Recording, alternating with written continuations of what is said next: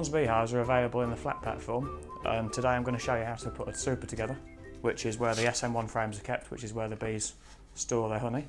In your pack you should have 2 outside walls with rebates for the inside walls and the locking bar notches, 2 metal castellated spacers, which is where the ends of your SM1 frames will sit, 2 plastic runners which tack onto the inside walls, around about 8 to 10 brass pins to tack the plastic runners on. You should also have some 1.5" lost head nails and some 2" lost head nails in your pack. The inside walls, as mentioned earlier, and you should also have 2 pairs of locking bars. 1 pair has a rebate on and 1 pair has a bevel on the edge. The first job when assembling a super is to take your plastic runners and your inside walls. Now your inside walls have got a groove along the inside, which is where your castellated spacer goes. These plastic runners, you take one, you lay it down the inside wall, and it's very important that you leave the thick end to the top because that's where the nails go. This is a rather tricky bit. You take your plastic runner and your first nail, just tack it in. Now there should be an 1/8 gap either side of your runner, so the inside wall should actually be longer than the runner itself, and you're supposed to equal it out so it's equal distance either side, and then you're ready to tack your first one in. Pull it nice and tight onto the inside wall. So again, and tack it in, and you've got those 2 there, so you want to be equal distance either side. Tack it in, again pull it in, and third and final nail, so around about there. That's your first inside wall complete. As you can see, thick side on the inside obviously, thin side on the outside, and this is where we repeat the process again. The next job is to take your outside walls with the grooves and you take your marking gauge. Now your marking gauge needs to be set at 7/16, which is 1.11 centimetres, and you take the edge that you want to be your top and you do it from this edge here to the rebate. You can also do it the old-fashioned way and measure it. I'm measuring 7/16. You can do that with a pen. I'm using a punch. The next stage is the important stage of assembling the inside walls and joining them to the outside wall. Do use a strong wood glue. You can get the same one that we use in the workshop, either from the Thorne shop itself or online. You get your outside wall and you don't go above the notch that we've just made earlier, but you just smear a bit of glue into the rebate there, and the same with this one, usually to about the bottom of the notches so it doesn't go any further. And we're going to tack it onto the right hand side rebate. So this is where you have to be careful because the top of the plastic runner, which is here, has to be level or slightly below the mark that we made earlier. And a nice little bit of persuasion, try and push it in. Now don't worry if it doesn't quite get it, obviously you can probably see there I've gone slightly over, and just tap it so it just fits nice and snug.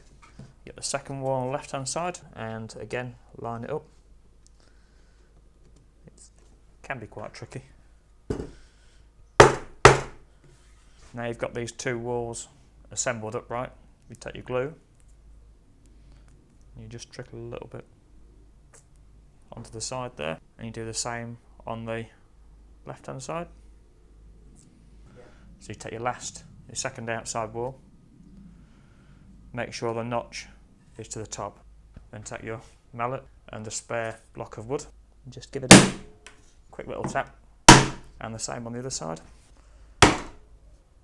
You take one of your bevel locking bars, as you can see the bevel is like that, and you slide it into the notch like so, and the bevel is on the inside. It should squeeze in just like that.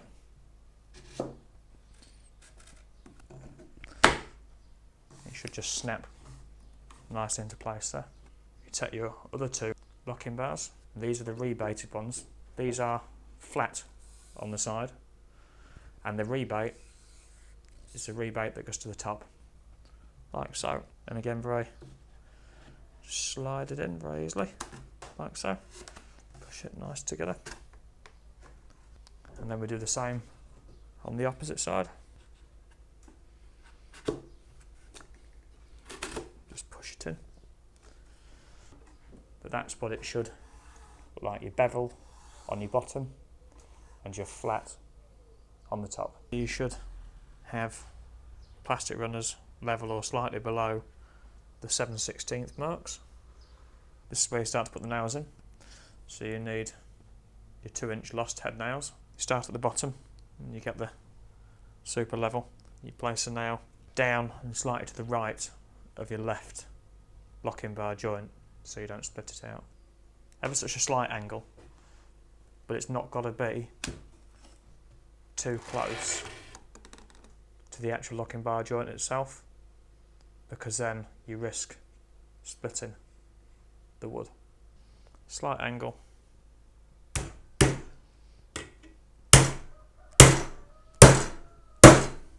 And then you repeat the process.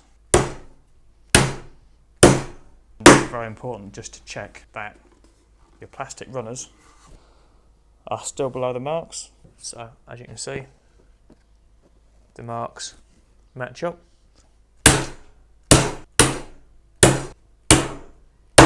And then just to tack it down a little bit more, we'll do a nail between the two as well. Once you've done that, you're then ready to move on to nailing your locking bars in place. And obviously your nails go into these tenons that you can see on the side, of which there's 4 of them. But we put it in off centre. Very important that you get your block of wood. You just blunt the end of the nail by giving it a couple of little taps on the end, just to make sure it doesn't split the wood. And there's 4 of these to do.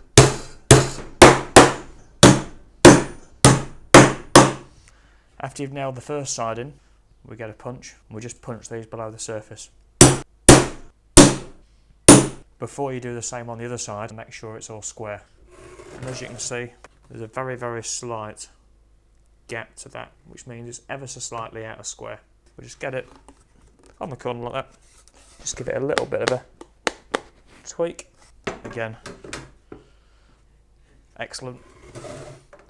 One set square, pushed against there. One very nice square super body.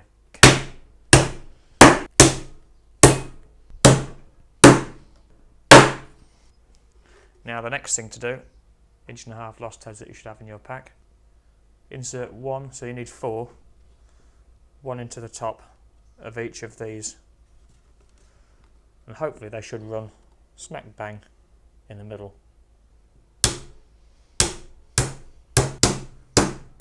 And then we do the same on the opposite side. Now we're going to knock some nails on the inside walls to keep these locking bars from bowing outwards, to keep them nice and flush to the inside wall. And what we tend to do is we tend to keep these level with the brass nails that are on the runners, just to keep them all nice and uniform. The only ones we sometimes don't do level with the pins are these 2 at the end. Otherwise, they will hit this nail here. So we tend to put those a fraction slightly further in. Give it about 1 inch or a couple of centimetres. And you gradually just work your way along. And we do the same again for the bottom locking bar. Keeps them nice and tidy. And then you repeat the process exactly the same on the other one. You need your castellated spacers that we mentioned earlier, which are these lovely little things here. We are checking that the nails haven't come through this gap when we were putting them through the locking bar. And how we do that is, we take the castellated spacer, we insert it like so, and then we run it up the top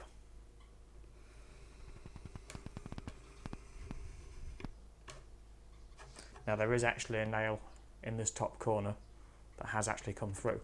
This top needs to be below the surface here, and any nail that gets through it can cause it to rock. And we'll just give it a very quick whack and run it up, and the nail's now punched slightly below the surface, and therefore when you put it in it won't be rocking around. So once again just tap the square, and that's not even moved, so that's absolutely fine. And the next stage is quite simply to get your spacer and to slot it in. As you can see, it's nicely below the surface, not really much movement.